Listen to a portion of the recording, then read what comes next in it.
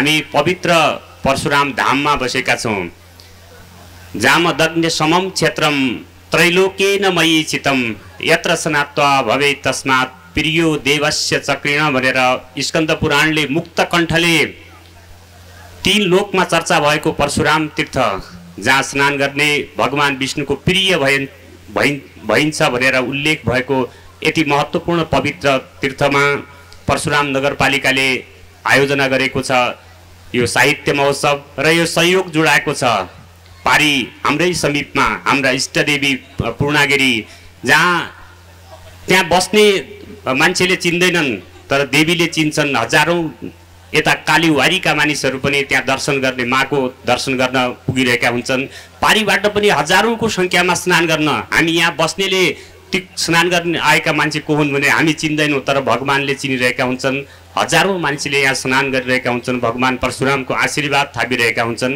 हाम्रो सम्बन्ध पनि एकदमै प्रगाढ छ, पुरानो सम्बन्ध छ। हामी आफूलाई चिनाउँदै गर्दा कुनै भारतवर्षको कुनै गाउँबाट कुनै ठाउँबाट सरेर आएका हौं भनेर आफूलाई गौरवका साथ हामी चिनाइरहेका हुन्छौँ र पारीतिरका पनि हामीलाई हाम्रो इष्टमित्र हुन्, हाम्रा सानिध्यताका हुन्, बिरादरी हो, मित्रता हो भनेर उहाँहरूले पनि स्वीकार गरेको परिस्थिति अवस्था छ र यही सहसम्बन्धलाई आपसमा छलफल गर्नका लागि यो कार्यक्रम अगाडि बढाएको छ। म सर्वप्रथम परशुराम तीर्थको महिमाका विषयमा, तीर्थका बारेमा, विभिन्न पुराणहरूमा के कस्तो वर्णन छ त्यो विषयमा आफ्ना कुरा राख्दिनका लागि आदरणीय गुरु तीर्थराज अवस्थी सरलाई अनुरोध गर्दछु।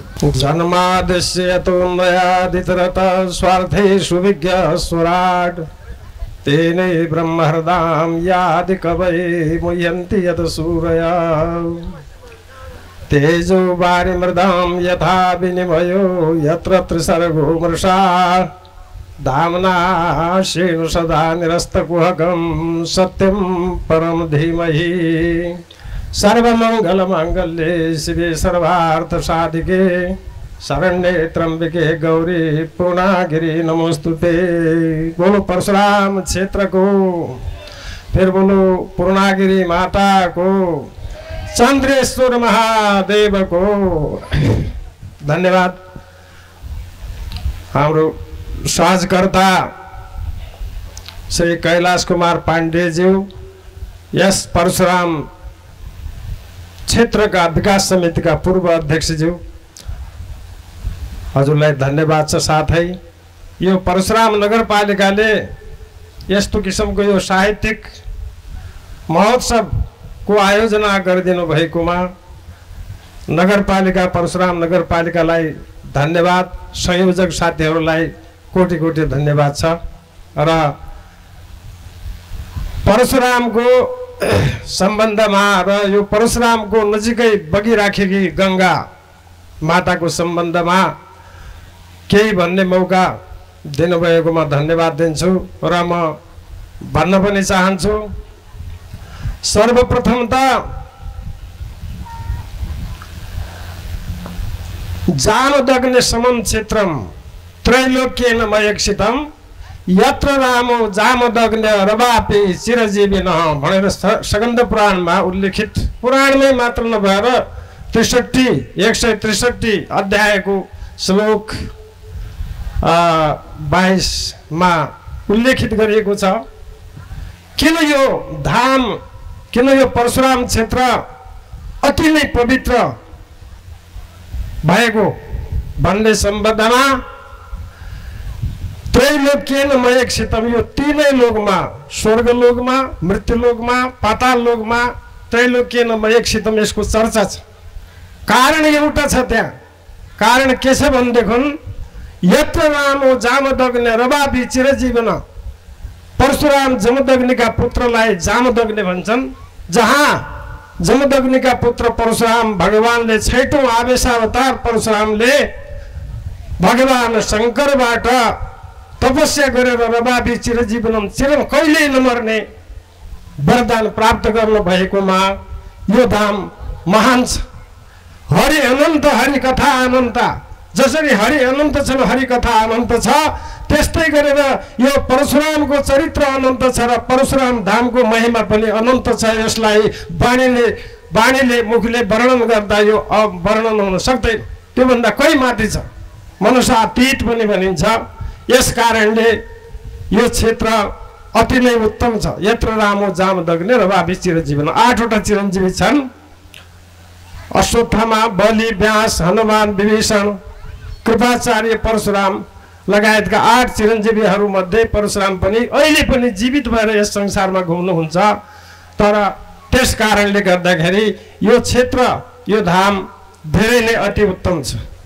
अर्को कुरा, हाम्रै नजिक पारिपट्टि भारतमा अहिले भर्खरै सर्वमङ्गल माङ्गल्य भनेर पूर्णागिरीको स्थिति गरियो। दक्ष यज्ञमा हाम फालेर सती देवीले आफ्नो देह डढाएकी थिइन् र त्यो डढेको देह, जलेको देह बोकेर भगवान शङ्कर संसारभरि घुम्दै घुम्दै त्यो काँधमा पिठीमा हालेर त्यो लासलाई बोक्दै बोक्दै धेरै ठाउँमा पुग्नुभयो र जहाँ जहाँ सतीदेवीको अङ्ग पतन भयो त्यहाँ शक्तिपीठको रूपमा स्थापना भयो र शिव र शक्ति रूप अनेक किसिमका छन्, वर्णन गर्दा स्वस्थानीमा आउँछ। र यहाँ पनि पूर्णागिरी नाम गरेको गिरी माने पर्वत छ, पूर्णागिरी। र त्यहाँ पुग्दा भगवान शङ्करले सतीदेवीको बायाँ नयन, वाम नेत्र पतन भयो र वाम नेत्र पतन भए पश्चात पूर्णागिरी देवी र चन्द्रेश्वर महादेवले शिवशक्ति रूपले रहनुभयो। पूर्णागिरी शक्ति र चन्द्रेश्वर महादेव रूपले शिवशक्ति रूपले रहनुभयो र त्यहाँ आए गन्धर्वगणले आराधना गर्नुभयो, तपस्या गर्नुभयो। गन्धर्वगणले तपस्या गरी के माग्नुहुन्छ तपाईँहरू भनेर भन्दा हामी नृत्यकला, गानकलामा निपुण हुन पाऊँ भनेर वरदान मागे। तथास्तु भनेर पूर्णागिरीले वरदान दिइन् एकचोटि। दोस्रो चोटि त्रेतायुगमा आवेशा 6औं अवतार भगवान परशुरामले यो परशुराम धाम श्यामा नदी र ऐला नदीको सङ्गमबाट 9 कोश दूर गएर बीचमा अलि त्यो शक्तिको पूजन अर्चन मन्द भएको थियो। परशुरामले नै यहाँबाट गएर देवीको स्थापना गरेर पुनः पूर्णागिरीको पूजन आजन चलाएको त्रेतायुगमा स्कन्द पुराणमा यो पनि कथा उल्लेखित भएको छ।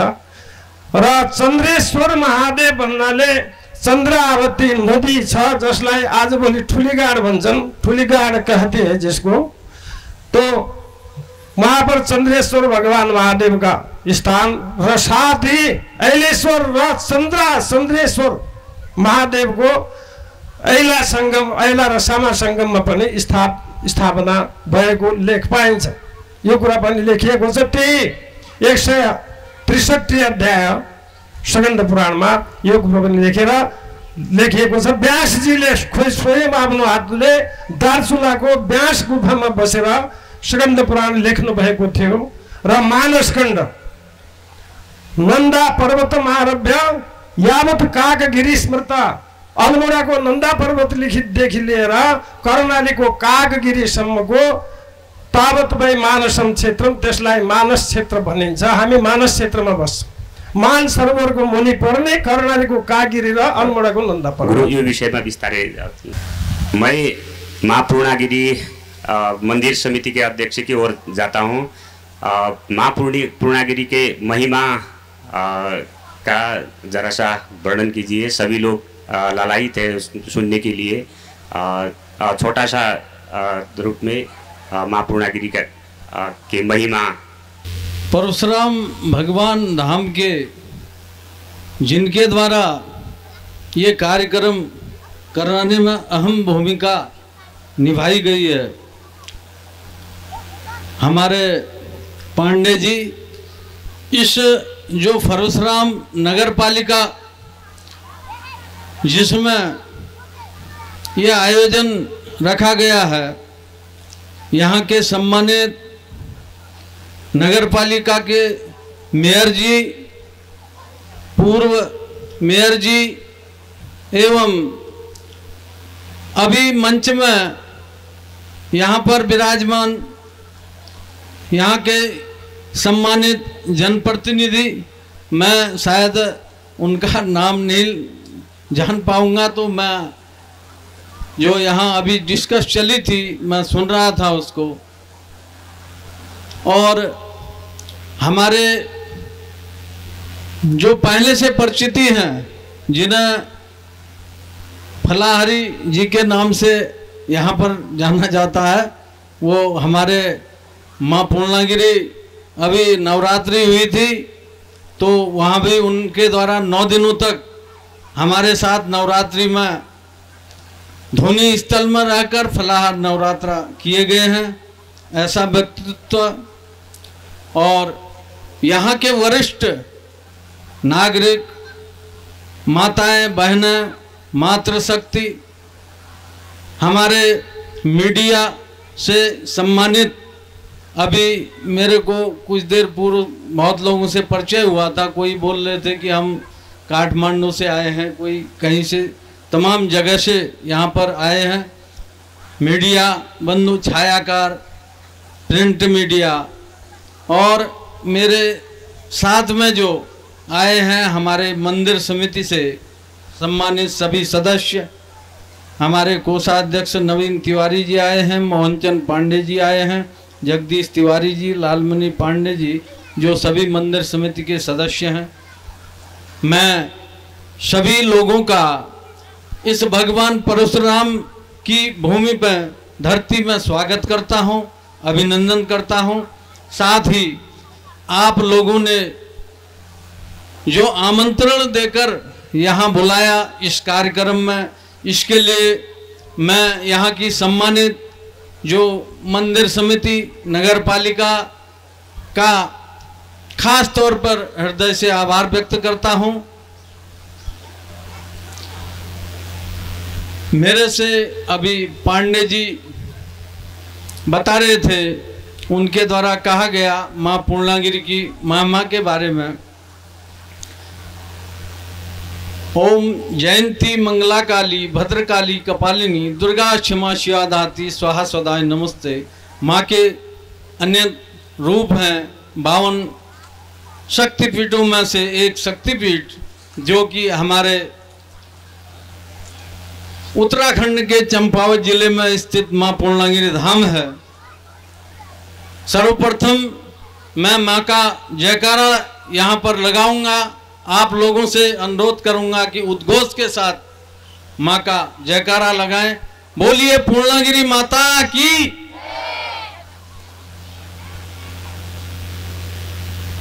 सिद्ध बाबा की, परशुराम भगवान की, गंगा माता की। माँ पूर्णागिरी की अपरंपार शक्तियां, अपरंपार लीलाएं हैं। अभी हमारे सम्मानित शास्त्री जी द्वारा वेदों में के बारे में बताया गया कि जो हमारे वेदों में बखान किया गया है। दक्ष प्रजापति जी ने यज्ञ जब कराया था तो माता सती को अपने यज्ञ में नहीं बुलाया, भगवान भोलेनाथ को नहीं बुलाया, तो माता सती को क्रोध आया। सभी देवताओं को वहां आमंत्रण किया गया था। वो भगवान भोलेनाथ के मना करने के बाद भी उस यज्ञ में गई। वो मना कर रहे थे, उनने कहा कि बिना आमंत्रण के नहीं जाना चाहिए। माता सती ने कहा कि मेरे तो पिताजी हैं, मैं जाऊंगी। वहाँ वो गई तो वहाँ पर सभी देवताओं का स्थान लगा था, लेकिन भोलेनाथ का कहीं कोई स्थान नहीं था। तो माता क्रोधित हो गई। उनने जो वहाँ कुंड था, हवन कुंड, उसमें अपने प्राणों की आहुति दे दी। तो भोलेनाथ जी को पता चला, उनको भी क्रोध आ गया। तो उनने माता सती को अपने गोद में लेकर पूरे भारत भ्रमण कराया। तो भगवान विष्णु को भगवान भोलेनाथ के क्रोध से उन्हें आशंका हुई कि भोलेनाथ काफ़ी क्रोध में आ गए हैं, कुछ भी हो सकता है, तो उनने अपने चक्र से माता सती के 52 अंग किए। तो उनको पूरे देश में भारत भ्रमण हुआ, तो उनमें से एक अंग ये माँ पूर्णागिरी में गिरा, जो शक्तिपीठ नाम से, माँ पूर्णागिरी शक्तिपीठ नाम से प्रसिद्ध है, जहाँ पर माता की नाभि गिरी थी, शक्ति गिरी थी। माँ पूर्णागिरी धाम न नाभि स्थल माता का गिरा था। तो तब से माँ का वहाँ पर पूजा पाठ होने लगा। हमारे श्री चंद राजा की राजधानी चंपावत थी। तो हमारे श्री चंद तिवारी जो गुजरात काठियावाड़ से इधर को पहाड़ों को प्रस्थान करे थे, उस समय बहुत लोग जो है, शायद आप लोगों ने भी कहीं किन्हीं उसमें पढ़ा होगा कि देश से और प्लेन से बहुत लोग पहाड़ों की तरफ आए। तो उनमें एक हमारे पूर्वज भी आए, श्री चंद तिवारी जी, जो चंद राजा के यहाँ राजपुरोहित थे। चंद राजा के यहाँ वो पूजा पाठ और पूरा कार्य करते थे, उनके राजपुरोहित थे। वो देवी के अनंत उपासक थे। तो यहाँ उनने अपने मन में विचार किया, जहाँ वो रहते होंगे तो देवी की उपासना उनने की। गुजरात काठियावाड़ में मंदिर था, वहाँ पूजा करते थे। तो अपने मन में प्रश्न किया कि अब मैं माँ कहाँ आपको पूजूं, किस स्थान में पूजूं। तो रात में उनको स्वप्न हुआ था, श्री चंद तिवारी जी को स्वप्न में माता जी ने उनको पूरा रास्ता और उसका महिमा कथा सब बताई थी। तो उसी अनुसार उनने वहाँ से माँ को पूजना शुरू किया। साथ में उनके भानिज जो कि पांडे हैं, मामा और भानिज दोनों लोग पूजने लगे। तो आज भी वही तिवारी और पांडे उस माँ की जो है पूजा करते हैं, पूजा अर्चना करते हैं। और आज कई लाखों की संख्या में उस धाम में श्रद्धालु पहुंच रहे हैं। म अब श्रद्धेय गुरुतिर जान्छु। मैले महाराष्ट्र खण्डको चर्चा क्रममा केही रोकेको थिएँ। हामीलाई यो स्कन्द पुराणको एउटा अध्यायबाट एउटा महात्म्य दिएर सत्यनारायण व्रत कथा गर भनेर हामीले पठाइदिएको हुन्छ, भारतबाट लेखेर पठाइदिएको हुन्छ। त्यही गरी मास पारायण गर भनेर केदारखण्डबाट स्वस्तानी व्रत कथाको मास पारायणको किताब पठाइदिएको हुन्छ। तर सिङ्गो रूपमा त्यो स्कन्द पुराण जसरी श्रीमद् भागवत महापुराणको सप्ताह ज्ञानमा यज्ञ लगाइन्छ, शिव पुराण लगाइन्छ, अरू पुराणहरूको जसरी कथा वाचन हुन्छ, यज्ञ गरिन्छ, स्कन्द पुराणको त्यो विषयमा के विधान छ र स्कन्द पुराण अधुरो छ भन्ने पनि मान्यता छ। त्यो विषयमा केही कुरा राखिदिनका लागि म गुरुलाई अनुरोध गर्छु। स्कन्द पुराणमा त्यसको सम्बन्धमा पुरै थाहा हुने कुरा त हुँदैन, अध्ययन धेरै गहिरो हुनुपर्दछ। तर पनि हामी मानस क्षेत्रमा बस्छौँ भने यसमा स्कन्द पुराणमा 12वटा खण्ड, हिमवत खण्ड लगायत काशी खण्ड, मानस खण्ड लगायतका यस्ता खण्डमा विभाजित गरिएको छ। र जसरी सप्ताह यज्ञ गरिन्छ त्यही किसिमले स्कन्द पुराणको पनि 7 दिनसम्म पाठ गरिन्छ, अथवा 9 दिनसम्म पनि पाठ गरिन्छ, 12 दिनसम्म पनि पाठ गरिने छ। र यसका विषयमा जस्तै यो नन्दागिरीदेखि लिएर कागगिरीसम्मको क्षेत्रभित्र 84,000 तीर्थहरूको वर्णन गरिएको छ। 84,000 तीर्थ क्षेत्र छन्। त्यसैले के भनेको छ भने नास्ति मानसरे कचित, चामदग्ने समम क्षेत्रम नास्ति मानसरे कचित।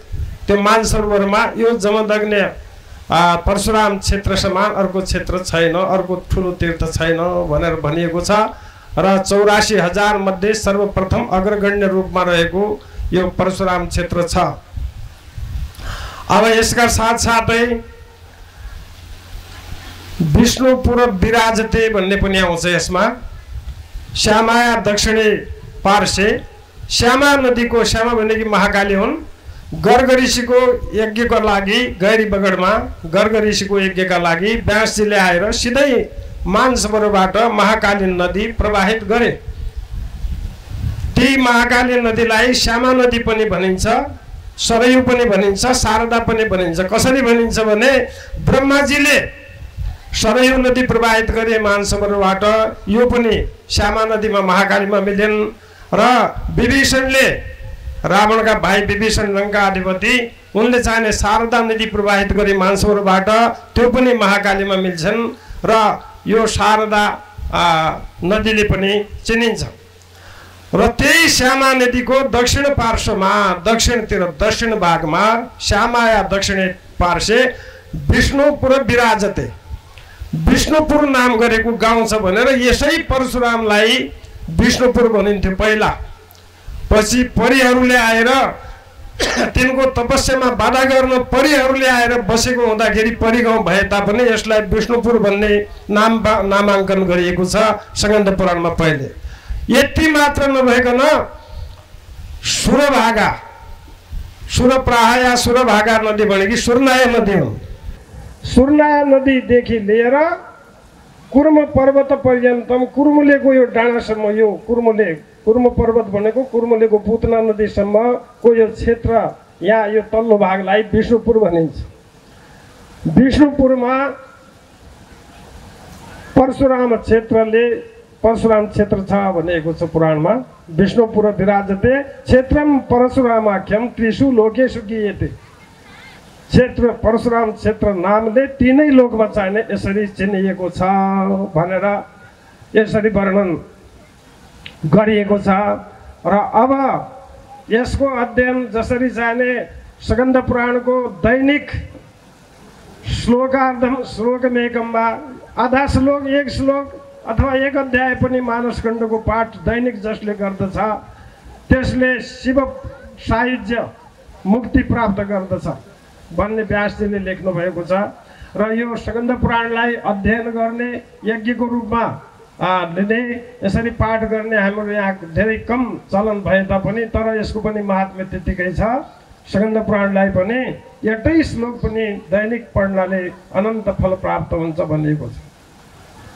अब यसका साथै छोटो समय म लिन चाहन्छु। यहाँबाट भनिएको थियो कि यसको नजिकैमा श्यामा नदीको वर्णन आयो। श्यामा नदीको सम्बन्धमा, श्यामा नदी भनेकी महाकाली नदी हुन्। यसमा नेपालमा कर्णाली, सेती, यो श्यामा नदी, कोशी लगायतका नदीहरू छन्। र यी नदी सीताजीले प्रवाहित गरेकी सीता नदी हुन् भन्ने छ भने, कर्णले प्रवाहित गरेकी कर्णाली नदी हुन्, व्यासजीले प्रवाहित गरेकी श्यामा नदी हुन्। यो सबै नदीहरूको मूल गङ्गाजीको उत्पत्तिको विषयमा श्रीमद् देवी भागवत महापुराणमा लेखिएको कथामा केही यहाँ चर्चा गर्न चाहन्छु। गङ्गाको उत्पत्ति कसरी भयो भन्दै, सर्वप्रथम गोलोकमा एकचोटि रासलीला भइराखेको थियो। कृष्ण, राधा कृष्णको रासलीला भइराखेको थियो। रासलीला गर्दा गर्दा गर्दा गर्दा राधाङ्ग द्रव संयुक्ता, राधाको शरीरबाट पसिना निक्ल्यो। र एउटै राधाको मात्रै होइन, कृष्णको शरीरबाट पनि पसिना निक्ल्यो। त्यहाँ गएका थिए भगवान शङ्कर पनि थिए, सरस्वती पनि थिएन। शङ्कर भगवानले सङ्गीत बजाउनु भयो। शिव सङ्गीत सम्मुग्धा श्री कृष्णाङ्ग समुद्भवा, शिवजीको सङ्गीतबाट मोहित भएर भगवान श्री कृष्णको अङ्गबाट गङ्गाजीको उत्पत्ति भयो। यसरी भगवान श्री कृष्णको अङ्गबाट उत्पत्ति भएकी गङ्गा सर्वप्रथम त कोटि योजन विस्तीर्ण, 1 करोड योजन चौडाइ र त्यसको 10 गुणा लम्बाइ भएर गोलोकमा बग्न थालेन्। तिनै गङ्गा अगाडि गएन् र वैकुण्ठमा गएन। वैकुण्ठमा तिनको परिणाम कति बताइएको छ भने 60 लाख योजना या 60 लाख योजन चौडाइ र दैर्घ्य 10 गुणा तथा त्यसको 10 गुणा चाहिने लम्बाइ भएर वैकुण्ठ लोकमा बग्न थालिन्। फेरि तिनै गङ्गा ब्रह्मलोकमा गएन। 63 लाख योजना या 30 लाख योजन चौडाइ दैर्घ्य 5 गुणा तथा तैको 5 गुणा लम्बाइ भएर ती गङ्गा ब्रह्मलोकमा बग्न थालिन्। ब्रह्मलोकमा 2टा गङ्गा छन्। एउटा गङ्गा कमण्डलुमा ब्रह्माजीले दुबारा ल्याएका हुनाले त्यही 30 लाख योजन चौडाइ र अनि 4 लाख योजन त्यसको 4 गुणा बढी चौडाइ भएर ब्रह्मलोकमा 2 गङ्गा बग्छन्। देवी भागवतमा लेखिएको छ, चर्चा गरिएको छ। र यसका साथै फेरि ती गङ्गा अगाडि बढिन्, चन्द्रलोकमा पुगिन्, ध्रुवलोकमा पुगिन्। ध्रुवलोकमा 1 लाख योजन विस्तीर्ण 1 लाख योजन चौडाइ र दैर्घ्य 7 गुणा तथा 7 गुणा तैको लम्बाइ भएर ध्रुवलोकमा बग्छन्। ध्रुवलोकपछि चन्द्रलोकमा गएन गङ्गा। चन्द्रलोकमा पनि यिनको परिणाम कति दिएको छ पुराणमा भने 1 लाख योजन विस्तीर्ण 1 लाख योजन चौडाइ र दैर्घ्य 5 गुणा तथा 5 गुणा त्यसको लम्बाइ भएर चन्द्रलोकमा बग्न थालिन्। त्यसपछि गङ्गा अगाडि पुगिन्। कहाँ पुगिन् भने सूर्यलोकमा 60 सहस्र योजना या 60,000 योजन चौडाइ र फेरि दैर्घ्य 10 गुणा तथा तैको 10 गुणा लम्बाइ भनेर सूर्यलोकबाट अगाडि तपलोकमा पुगिन्। तपलोकमा पनि तिनको परिणाम कति छ भने 1 लाख योजन चौडाइ र 5 गुणा लम्बाइ, त्यसको 5 गुणा लम्बाइ तपलोकमा। अनि जनलोकमा अनि महरलोकमा 10 लाख योजन चौडाइ र दैर्घ्य 5 गुणा तथा 5 गुणा त्यसको चाहिने दीर्घायु लम्बाइ भएर महरलोकमा बग्छन्। अब आयो कैलाशको गङ्गा, जो हाम्रो यहाँ श्यामा नदी आइन्। कैलाशमा पुगिन् तिनी गङ्गा। राजा भगीरथले तपस्या गरे र भगीरथको तपस्याबाट यो गङ्गाको बेग थाङ्न कसले सक्छ भनेर शिवजीले मात्रै सक्छन् भन्दा शिवजीको उपासना गरेर भगीरथले गङ्गाजीलाई धारण गर्ने बाचा गराए र शिवजीले आफ्नो जटामा गरे। ती गङ्गा कति छन् तिनको परिणाम बताइएको छ देवी भागवतमा। कति छ भने सहस्र योजनायामम 1000 योजन चौडाइ दैर्घ्य 7 गुणा तथा 100 गुणा तैको लम्बाइ। यसो भएर कैलाशमा बग्ने गङ्गा छन्। मृत्युलोकमा आएन। मृत्युलोकमा त्यही गङ्गा शिवजीको जटाबाट निक्लेर मानसरोवरमा आइन्। मानसरोवरबाट विभिन्न कारणले कर्णले बगाए, कर्णाली सीताले बगाइन्। त्यहाँबाट सेती नदी व्यासजीले बगाए। गर्ग ऋषिको आश्रममा गैरी बगडमा यही माथि छ रूपाली घाटभन्दा तल। त्यहाँ यकी गरे गर्ग ऋषिले भने श्यामा नदी महाकाली भनेर र यसै गरिकन शारदा सरयू अनेक किसिमले छन्। त्योभन्दा फाल्तु स्वर्गलोकबाट खडेरी पऱ्यो यस संसारमा। अत्रिकी पत्नी अनुसुयाले आफ्नो तपोबलद्वारा पतिव्रता धर्मको बलले स्वर्गबाट मन्दाकिनीलाई लिएर पनि यहाँ मन्दाकिनी पनि छन्, अलगनन्दा पनि छन्। यत्तिकै गङ्गाका स्वरूप छन्। र तिनै गङ्गा मध्ये हाम्रो जो श्यामा नदीको तटमा परशुराम धाम रहेको छ। यस धामको लागि एउटा सानो निवेदन म के गर्नुपर्छ, के गर्नु पर्ला त यहाँ भनेर प्रश्नको उत्तरमा यसको प्रचार प्रसार जनमानससम्म पुगाउनका लागि सर्वप्रथम त यहाँ एउटा संस्कृत अध्ययनका लागि संस्कृत विद्यालयको स्थापना हुनु आवश्यक छ, जसको आवश्यकता महसुस गरेर 2054 सालमा मैले आफ्नो जागिरी प्रथे माध्यमिक विद्यालय सीताराममा त्यो छोडेर जागिरी छोडेर एक संस्कृत विद्यालयको स्थापना गरेका थिएँ। यही लक्ष्य राखेका थिएँ। संस्कृतको अध्ययन हुनु पर्यो। त्यो संस्कृतको अध्ययनमा जम्मै कुरो छ। संस्कृतको भाषाको अध्ययनपछि बाबा रामदेवको चर्चा सुन्नुहुन्छ अहिले। पतञ्जलि योग छ, योग सूत्र छ। त्यो योग सूत्रको अध्ययन गरेर 3 अहिले चाहिने यो विश्वभरि नै बाबा रामदेव चर्चित भएका छन्। भने बाबा रामदेव जस्ता त हजारौँ लाखौँ छन् मान्छेहरू जो चर्चित भएका छन्। महेश योगीको योभन्दा पहिले थियो। जम्मै देशमा चाहिने अहिले वेद रिसर्च सेन्टर भनेर स्थापना भएको छ। एउटा गीताको अध्ययन गर्न, एउटा मानसखण्डको अध्ययन गर्न, एउटा स्कन्द पुराणको अध्ययन गर्न, 4 वेदको अध्ययन गर्न, 11 उपनिषदको अध्ययन गर्न, वेदान्तको षड दर्शनको अध्ययन गर्न पहिला चाहिने संस्कृत चाहिन्छ। र यो संस्कृत विद्यालयको स्थापना गरेर सरकारले, नगरपालिकाले, यहाँको जनव्यक्ति, प्रत्येक व्यक्तिले पनि यसमा सहयोग गरेर संस्कृतको जगेर्ता गर्ने, संस्कृत अध्ययन हुनैपर्छ। दोस्रो नम्बरमा पर्यटन मन्त्रालय, संस्कृति मन्त्रालयबाट यस क्षेत्रमा संस्कृतविदहरू, पुराण वेदहरू जसले पढ्या छन्, तपाईँको यो माथिको रावल केदार पर्वतमा केदार बस्छन्, रावला केदार भयो। भागेश्वरम महादेवम स्फटिकाभम प्रपाजेत, माथि चाहिने धन्धु पर्वतमा भागेश्वर भगवान छ जसको अनन्त महिमा छ। यहीँका धामवासी देवता भागेश्वर छन्, खिड्केश्वरी छन्, अनि यो चाहिने सारा देवी देवताहरू छन्। अनि सुरभागा तटे तत्र सुरनाया नदीको किनारमा महालिङ्गम प्रभु जयत दुग्धा जलधारावी, दुध और जलधाराले पूजा गर्ने महारुद्रको चाहिने स्थापना छ। जुन महारुद्रको वेद पाठै मुहुर्मुहु बार वेदका पाठद्वारा चाहिने अभिषेक गरिन्थ्यो, जसमा चाहिने वास्तविक उत्तम शक्ति प्राप्त हुन्थ्यो। त्यसका लागि यो जम्मै एउटा समिति गठन हुनुपर्छ। यो नगरपालिकाले पनि पहल गर्नुपर्छ, राज्यले पनि, सरकारले पनि यो पहल गर्नुपर्छ। यसको अनुसन्धान गर्ने, अध्ययन गर्ने, त्यो तथ्यहरू निकाल्ने, पुराणहरूबाट कहाँनिर के छ भनेर सही कुरा निकाल्नका लागि समिति गठन भएर अध्ययन गरिनुपर्छ भन्ने म सुझाव दिन चाहन्छु। मैं किशन तिवारी सर के ओर गए।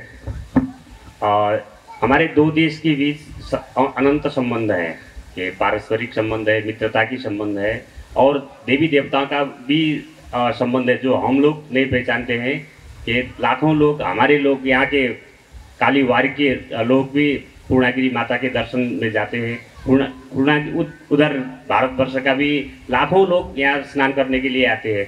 अब हम नागरिक स्तर में जो ये तीर्थयात्री है, दो देश में चलते हैं, वो दो देश में आने जाने वाले तीर्थयात्रियों के लिए नागरिक तह से, हमारे तह से, समिति की ओर से, परशुराम क्षेत्र विकास की ओर से, माँ पूर्णागिरी मंदिर समिति की ओर से हजारों लोग महेंद्रनगर को भी जाते हैं, लाखों लोग जाते हैं, सिद्ध बाबा को दर्शन करने के लिए जाते हैं। अब हम नागरिक ओर से क्या कर सकते हैं? ये संबंध पहचान के साथ, जब हम वहाँ गए तो नेपाल से आए हैं बोलकर आप लिखने अभिलेख कर सकते हैं। हम भी भारतवर्ष से आए हैं, वो लोग, हम भी अभिलेख कर सकते हैं। इसके लिए क्या हो सकता है? अच्छा, आपने प्रश्न किया, बात रखी। वास्तव में ये हमारा आर और पार का मामला है, कोई ज़्यादा दूर का नहीं है, बीच में केवल नदी है। हमारा पूर्व में से भी एक रिश्ता है, हमारा मित्र देश है, रोटी बेटी का रिश्ता है यहाँ से। तो ये कोई ऐसा इसमें कोई ज़्यादा प्रतीत होता नहीं है कि हम इस व्यवस्था को न चला सकें। हम कर सकते हैं, जो हमारे दर्शनार्थी आ रहे हैं। तो जैसे अभी बहुत लोग आपके इधर ब्रह्मदेव जा रहे हैं, लगभग 60% जो भी हमारे माँ पूर्णागिरी धाम में आ रहा है, तो 60 या 65% दर्शनार्थी ब्रह्मदेव में पहुंच रहा है। मेरा भी ये मानना है, क्योंकि हमारा ये क्षेत्र है, यहाँ से लगा हुआ है, पूर्णागिरी धाम इस क्षेत्र से लगा हुआ है, तो यहाँ भी इस परशुराम धाम में भी दर्शनार्थियों का आना जाना रहे, दर्शनार्थी यहाँ पहुँचे। तो इसके लिए हम लोग कुछ प्रयास करें, हम सरकारों से भी बात रखें, अपने सरकार के पास भी यह बात रखें कि यहाँ पुल का निर्माण हो, पूर्व में भी ऐसा सुनने में आ रहा था कि यहाँ पर एक पुल के लिए कलडुंगा क्षेत्र में चर्चा हो रही थी। तो हम अपने स्तर से भी, क्षेत्रीय स्तर से भी सरकारों को प्रेरित करें, उनसे अनुरोध करें कि इसमें पुल बने और हमारा आवागमन अच्छी तरह चले और यात्राएं चले। अभी हमारे पूरे उत्तराखंड को हमारी जो वर्तमान सरकार है उनके द्वारा जो है मानस खंड माला से जोड़ा जा रहा है। जहाँ भी जितने तीर्थ हैं सब तीर्थों को, सब मंदिरों को उस मानस खंड से जोड़ने का ये विशेष उनका ये प्रयास है कि जो भी तीर्थ यात्री, जो श्रद्धालु हैं, जो पर्यटक हैं, वो उन जगहों में आ जा सकें। तो इसके लिए भी हम एक प्रयास कर सकते हैं कि अभी वर्तमान में जब तक पुल न बने तो मैं यहाँ की नगर पालिका से, जो यहाँ इस परशुराम धाम का, ये मंदिर का, ये इस क्षेत्र का संचालन कर रही है, तो उनसे अनुरोध करूंगा यहाँ पर जो ये आपके द्वारा नावों का संचालन हो रहा है तो कुछ नावें बढ़ाई जाए यहाँ और पूर्णागिरी क्षेत्र में आके प्रचार प्रसार किया जाए। वहाँ आप एक जो है एक यहाँ से एक समिति का एक डेलीगेशन टीम बना के, हमारे यहाँ से भी एक वो बना के, दोनों आपस में बैठ के ये विचार करें कि ये जो हमारे इधर के दर्शनार्थी, वहाँ जो यहाँ के लोग हैं वो भी वहाँ दर्शन करें, वहाँ के लोग भी यहाँ दर्शन करें। तो ये एक परस्पर हमारा चलता रहे, इसके लिए हम लोग आपस में बैठ के भी विचार कर सकते हैं। अभी आपके नेपाल से जो महेंद्रनगर क्षेत्र है उसके जो समीप लगे हुए गांव हैं, तो उन गांवों से अभी कई हजारों की संख्या में आपके इस हमारे मित्र देश नेपाल के लोग दर्शन करने पूर्णागिरी में आ रहे हैं और उनको वहाँ अच्छी सुविधाएं भी दी जा रही हैं। ऐसा नहीं कि हमारे यहाँ जो दर्शनार्थी आ रहे हैं तो उनको पूरी वहाँ रुकने की, नहाने धोने की और पर्याप्त व्यवस्थाएं दी जाती हैं, पर्याप्त सुविधाएं दी जाती हैं, निःशुल्क सुविधाएं दी जाती है, उसका कोई शुल्क भी नहीं लिया जाता है वहाँ रुकने का, नहाने धोने का। ये पूरे ऐसे इंतजामात वहाँ पर हैं। अभी हमारे माँ पूर्णागिरी धाम में जो हमारे स्थानीय स्तर पर हमारे लोगों की धर्मशालाएं हैं, रुकने की व्यवस्थाएं हैं, वो हमारी 30 से 40 हजार कैपेसिटी की धर्मशालाएं रुकने की हैं। तो उतने दर्शनार्थी एक रात में वहाँ पर रुक सकते हैं, ऐसी एबिलिटी वहाँ पर अभी उपलब्ध है। तो ये हमारा भी प्रयास रहेगा कि हम लोग मिलके यहाँ का और उधर का, ये अभी आपने इस भगवान परशुराम की महत्ता बताई, तो वास्तव में ये एक बहुत बड़ा स्थान है और बहुत बड़ा ये एक जो है कि नदी किनारे में ऐसा भगवान का स्थान है। तो इसका भी प्रचार प्रसार होना चाहिए, यहाँ श्रद्धालु लोग आए, यही हमारी जो है दिली इच्छा है कि दोनों का परस्पर चलता रहे, माँ पूर्णागिरी धाम और परशुराम धाम का तीर्थ यात्रियों का आना जाना इसमें लगा रहे। म एक छोटो रूपमा हामीलाई समय धेरै कम छ भनेर सूचना आएको छ। छोटो रूपमा गुरुलाई अनुरोध गरिरहेको छु, हाम्रो यो सिद्ध क्षेत्र र शिव क्षेत्रको र पूर्णागिरी माताका बीचको सम्बन्ध र यो क्षेत्र पनि सिद्ध क्षेत्र भएको कुराका विषयमा केही कुरा राखिदिनका लागि छोटो रूपमा। पूर्णागिरी पीठ चन्द्रेश्वर महादेव को स्थापना भइसके पश्चात सिद्ध र गन्धर्वहरू गएर महापूर्णागिरीको तपस्या गरे र सिद्धि प्राप्त गरेको वर्णन पाइन्छ। पूर्णागिरीको दर्शन गरे पश्चात परशुरामको चन्द्रेश्वर महादेवको पनि यहाँ पनि लगभग चाहिने ऐलेश्वर महादेवसँग स्थान भएको हुनाले सिद्धनाथको पनि यहाँ स्थान छ। सिद्धको दर्शन गर्ने, चन्द्रेश्वरको ऐलेश्वरको दर्शन गर्ने आधार नै बनेको छ। एकदम पूर्ण रूपले आधार छ। यसलाई अध्ययन गर्दा त्यो पनि पाइन्छ र पूर्णागिरीमा दर्शन गरी आफ्नो सौभाग्य प्राप्त गर्ने भक्तजनहरूको पूर्ण फलका लागि अनि परशुराम क्षेत्रमा गएर चन्देश्वर ऐलेश्वरको दर्शन, सिद्धनाथ र बैजनाथको पनि भूमि भएको हुनाले र यहाँ भागेश्वरसँग सिद्धनाथ बैजनाथ पनि यहाँ पनि रहेका छन्। यस्तो किसिमको यो अब हामीहरूको कर्तव्यमा निर्भर रहने कुरा भयो। सबैले यो प्रयास गर्यो भने पूर्णागिरीमा आउने भक्तजनहरू यहाँ पनि दर्शन गर्न आउन सक्छन्। हामीले यो कार्यक्रमको बिट मार्नेतिर गएका छौँ र यहाँ बसिरहनुभएका 1-2 कोही व्यक्तित्वहरू हाम्रा पाहुनाहरूलाई केही तपाईँहरूको पनि जिज्ञासा छ, केही तपाईँहरू पनि केही कुरा राख्न चाहनुहुन्छ कि? परशुराम लेख्नुभन्दा अगाडि मैले केही पुराणहरू अध्ययन गरेकी थिएँ। मैले विष्णु पुराण अध्ययन गरेँ, त्यसमा अलिकति मात्र उहाँको बारेमा अध्ययन गरेँ। अनि त्यसपछि शिव महापुराणमा केही पाइन्छ कि त भगवानको बारेमा भनेर शिव महापुराणमा पनि अलिकति मात्रै पाएँ। त्यसपछिबाट यो मार्कण्डेय पुराणमा अलिकति कार्तिवीर्य अर्जुनको बारेमा मैले पाएँ। त्यसपछिबाट चाहिँ नि भागवत महापुराण अध्ययन गरेँ र त्यस पछाडिबाट चाहिँ नि भागवत महापुराणमा बरु अलिकति केही वर्णन गरेको पाएँ भने त्यसपछि उसलाई स्कन्द पुराणमा पनि मैले अध्ययन गरेँ। तर मैले गीता प्रेसबाट प्रकाशित भएका यी सबै पुस्तकहरू हुन्। त्यसपछि रामायण पनि अध्ययन गरेँ। यी सबै 6वटै महान पुस्तकहरू अध्ययन गर्ने क्रममा जुन हजुरले भन्नुभयो त्यो कुरो मैले प्राप्त गर्न सकिनँ।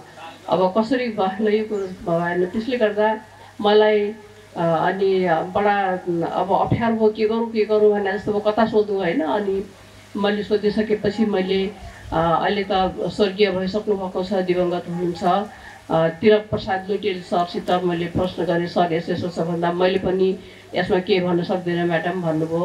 त्यस पछाडि मैले फेरि हाम्रो डाक्टर जगमान गुरुङ सरसित पनि भन्दा उहाँले भन्नुभयो नेपालबाटै छापिएको पुस्तक यदि पुरानो प्राप्त गर्न सक्नुहुन्छ भने त्यसमा छ। गीता प्रेसबाट छापिएको पुस्तकमा यी केही पनि कुराहरू प्राप्त गर्न सक्नुहुन्न म्याडम भनेर उहाँले मलाई भन्नुभयो। त्यसले गर्दाखेरि अब पहिलो कुरो त यो दुईवटा कुरा विवादास्पद भयो।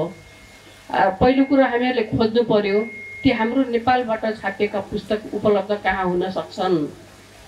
एउटा त्यो पुस्तक उपलब्ध हुनु पर्यो। यदि पुस्तक उपलब्ध भएन भने हामीले लेखिएका र भनेका कुराहरूलाई पुष्टि गर्नलाई हामीहरूलाई समस्या पर्न सक्छ एउटा कुरा। र दोस्रो कुरो यदि हामीसित त्यो लेखिएको कुराहरू उपलब्ध हुन सक्छ भने गीता प्रेस अनि थ्याङ्क यू अनि गीता प्रेससित बसेर सहकार्य गरेर यो कुरोलाई छुटिएको छ यसलाई पनि चाहिँ सम्मिलित गर्नु पर्यो भनेर यदि हामीले चाहिँ त्यसमा अनुरोध गरेर त्यसलाई पनि गीता प्रेसको स्कन्द पुराण पनि सम्मिलित गरिदिन सकिएपछि सबैलाई पढ्नलाई सहयोग हुने थियो भन्ने मेरो आशा र विश्वास छ। दुवैजना उपस्थित हुनुहुन्छ, म दुवैजनाको समक्ष कुरो राखेँ। यति भन्दै मैले मेरो बाणीलाई विश्राम दिएँ। धन्यवाद। नमस्कार सबैलाई, मेरो नाम रोशन अवस्थी हो। खास गरेर कृष्ण पण्डितजीलाई पूर्णगिरीमा सबै हिन्दू धर्मावलम्बीहरू आउनुहुन्छ र हजुरहरूको पुजारीको समूह पनि धेरै ठुलो छ र हजुरहरू यहाँ विश्वकै दुर्लभ मन्दिर मानिने परशुराम क्षेत्र नजिकै भएको र पूर्णगिरी आइसकेपछि सबैले परशुराम दर्शन गर्न राम्रो हुन्छ, जानुपर्छ। विश्वमा परशुरामका मन्दिरहरू थोरै मात्र छन्, यहाँ छैनन् र झन् पूर्णगिरीको दर्शन गरेपछि परशुरामको महात्म्य, परशुरामको दर्शन गरेपछि अझ सुनमा सुगन्ध हुन्छ, राम्रो हुन्छ भनेर हजुरहरू आफ्नो तर्फबाट व्यावहारिक रूपमा त्यो कुरा राख्न सक्नुहुन्छ कि सक्नुहुन्न? यदि सक्नुहुन्न भने हामीले हजुरहरूलाई कस्तो खालको सहयोग या हजुरहरूसँग हामीले के कुरा यहाँ राख्दाखेरिमा हामीलाई यहाँ प्रशस्त मात्रामा भारतीय पर्यटकहरू या कृष्णावलम्बीहरू परशुराममा आउन सक्छन्, यसको लागि म थोरै हजुरबाट सुझाव माग्न चाहन्छु। भगवान परशुराम प्रति को अनास्था वा अनादर पटक्कै होइन। म भगवान नै मान्छु। कयौँ रामलीला नाटकहरूमा मैले परशुरामको चरित्र पनि निर्वाह गरेको छु।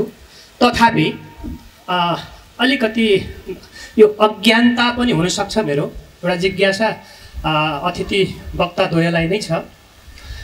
परशुरामले आफ्ना पिताको आदेशमा आफ्ना भाइहरूको पनि हत्या गर्नुभयो, माताको पनि हत्या गर्नुभयो,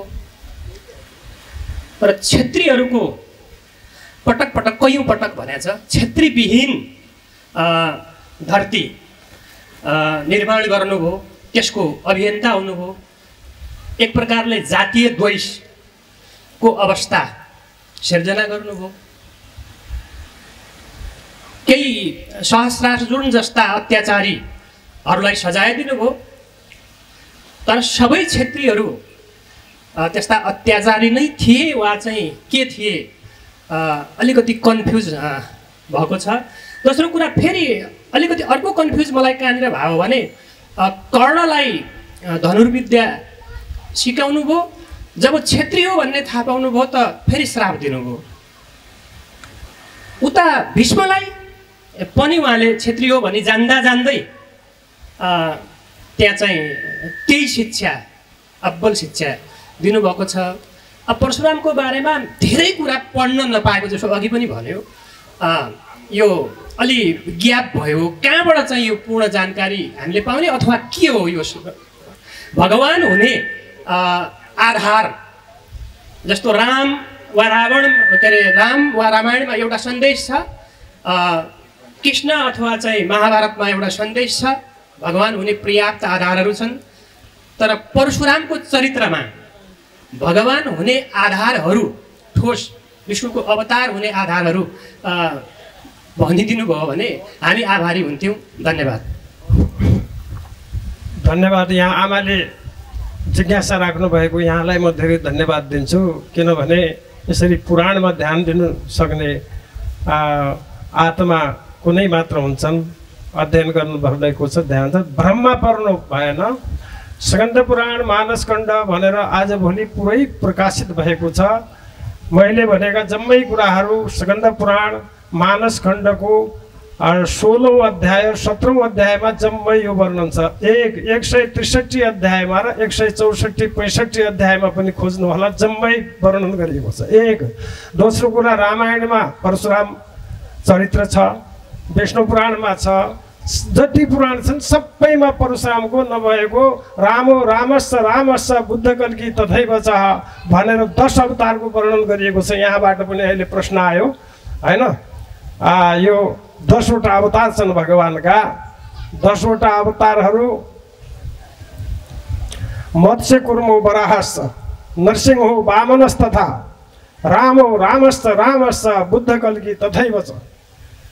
मत्स्य अवतार, कुर्म अवतार, वराह अवतार लगायतका 10 अवतार छन्। 10 अवतार लिएर यस पृथ्वीमा अब उनले कर्म गरे र बीचमा केही अध्ययनको कमीले गर्दाखेरि भ्रम आउनु सबैलाई आउँछ, यो स्वाभाविकै हो। तर भ्रममा पर्नुभन्दा अझै अध्ययन गरेर यसको समाधान गर्न धेरै बेस होला भन्ने सुझाव दिन चाहन्छु र धन्यवाद।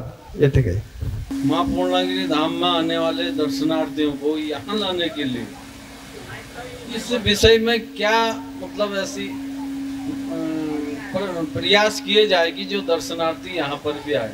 तो इससे पूर्व में ही मैंने बता दिया है, मैं बोल चुका हूँ कि आपसी जो हमारा समन्वयन है, यहाँ की मंदिर समिति और हमारी मंदिर समिति आपस में बैठकर इसमें कैसे प्रयास करें यात्री को, ताकि हम यहाँ तक कैसे ला पाए। और यहाँ की इसमें नगर पालिका को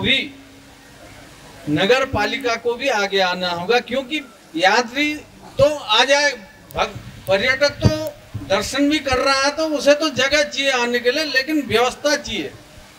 अगर वो पार तक आ जाता है तो यहाँ आने की क्या व्यवस्था है, इस व्यवस्था के लिए आपने सोचना पड़ेगा। वहां तक तो वो आ जाएगा, ठूली गाड़ आ रहा है तो वो उधर न जाते हुए इधर को आ जाएगा, लेकिन यहाँ कैसे आएगा, इस विषय में सोचना पड़ेगा। तो इस विषय में हम लोग बैठ के आगे भी, जब भी हमारे कोई ऐसे सम्मेलन होंगे और जब भी कभी ऐसे कथा भागवत पुराण होंगे, तो इन विषयों में हम आपस में बैठ के जो है विचार विमर्श करके इसमें प्रयास करेंगे कि यहाँ भी आए और यहाँ का जो दर्शनार्थी है वो भी वहाँ माँ पूर्णांगिनी धाम में जाए।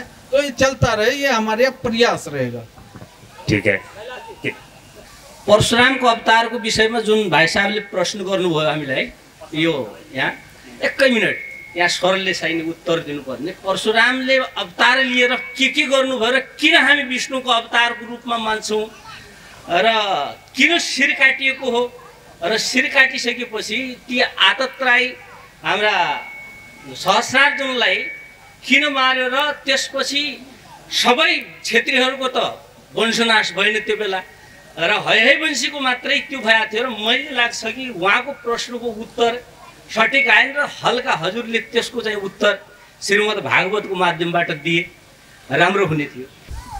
यदा यदा हि धर्मस्य ग्लानिर्भवति भारत, जब जब यस संसारमा धर्मको ग्लानि हुन्छ, अभ्युत्थानम् अधर्मस्य, अधर्मको उत्थान हुन्छ, तदात्मानं सृजाम्यहम् भनेर भगवानले स्वयं भन्नुभएको छ गीतामा। श्रीमद् भगवत गीतामा भएको अनुसारले रामो रामश्च रामश्च बुद्ध कल्की तथैव च भनेर एक राम, दोस्रा परशुराम, तेस्रा बलराम भएर अवतार लिएर चाहिने उहाँले कर्म गर्नुभएको छ।